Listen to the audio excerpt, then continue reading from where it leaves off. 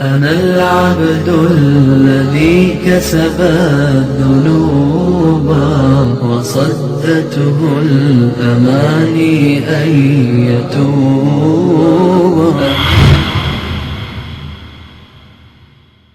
لن ينال الله لحومها ولا دماؤها ولكن يناله التقوى منكم.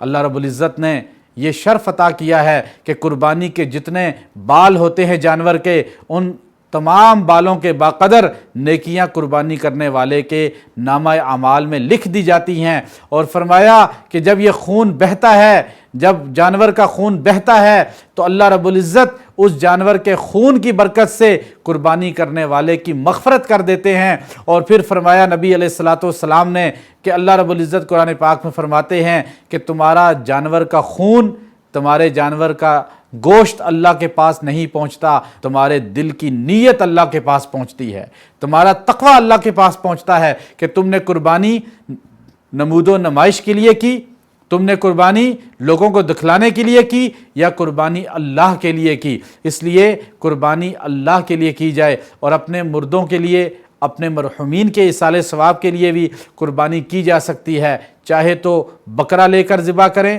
دمبا لے کے ذبح کریں، یا چاہے گائے میں، بیل میں، اونٹ میں حصہ ڈال دیں. وہ 7 حصے ہوتے ہیں، اور وہ 7 حصے ان کی نیت صرف قربانی کی ہونی چاہیے. یہ نہیں کہ 6 آدمیوں کی نیت ہے کہ یہ قربانی ہے بقرہ عید کی، ایک کی نیت ہے کہ یہ عقیقہ ہے بچے کا، تو یہ قربانی نہیں ہوگی.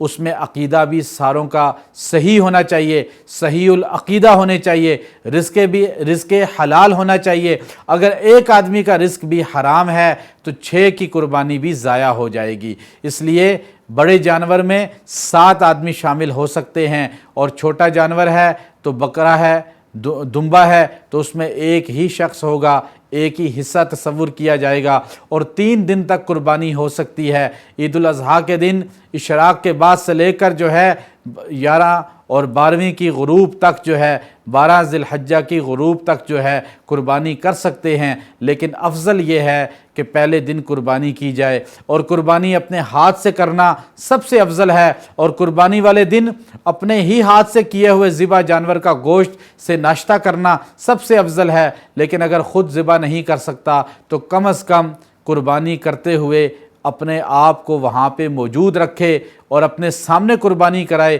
اس لیے کل قیامت کے دن اسی شخص نے اسی جانور پہ سوار ہو کے جنت میں داخل ہونا ہے. اللہ رسول اللہ صلی اللہ علیہ وسلم کی سنت کی پاسداری کی توفیق عطا فرمائے.